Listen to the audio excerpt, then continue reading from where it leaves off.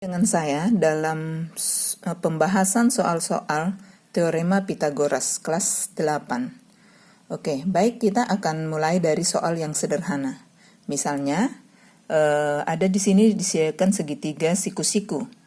Yang ditanya adalah berapakah nilai T. Kita lihat T di sini adalah sisi terpanjang atau sisi miring atau sisi di hadapan sudut 90 derajat. Kalau begitu, dengan menggunakan teorema Pitagoras, maka akan kita buat bahwa T kuadrat akan sama dengan 12 kuadrat ditambah dengan 9 kuadrat. Maka T sama dengan, boleh langsung kita tarik akarnya, 12 kuadrat adalah 144 ditambah dengan 81. Maka harga T sama dengan akar daripada 225, sama dengan 15 cm. Jadi, kalau mau mencari sisi miring, maka akan kita buatkan bahwa T kuadrat sama dengan 12 kuadrat ditambah 9 kuadrat. Dapatlah 15.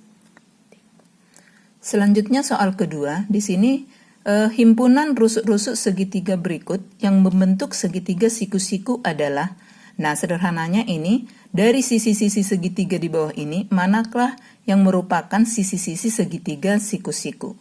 Nah, untuk ini, maka misalnya akan kita selidiki. Yang A, ada 5, kemudian 8 dan 10. Maka sisi terpanjang di sini adalah 10. Apakah 10 kuadrat akan sama dengan 5 kuadrat ditambah dengan 8 kuadrat?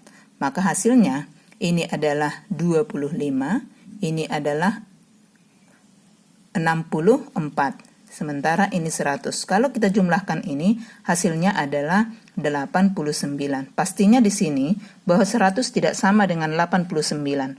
Maka A bukan sisi-sisi segitiga siku-siku. Kemudian yang B, ada 5, ada 12, dan ada 13.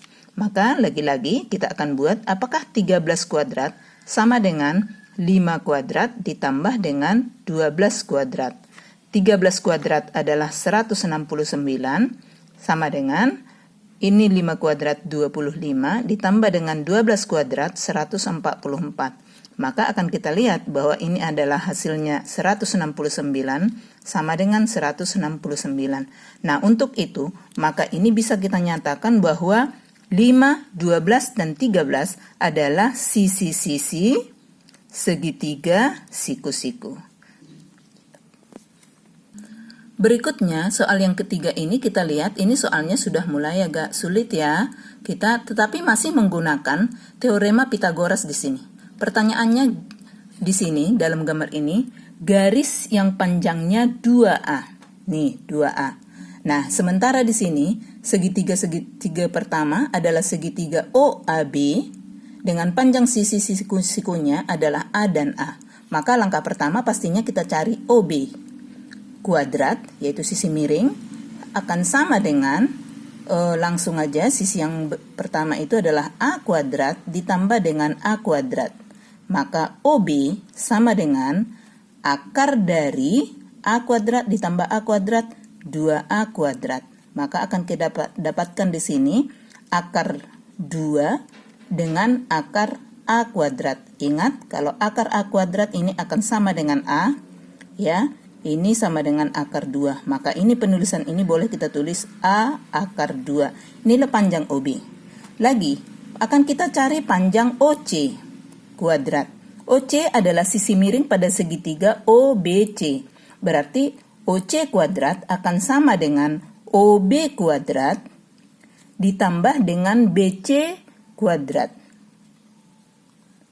Ya, OB kuadrat adalah panjangnya adalah 2A kuadrat. Jadi 2A kuadrat, ini tadi kita lihat bahwa OB kuadrat adalah 2A kuadrat ditambah dengan BC kuadrat. BC adalah sisinya di sini A, berarti A kuadrat.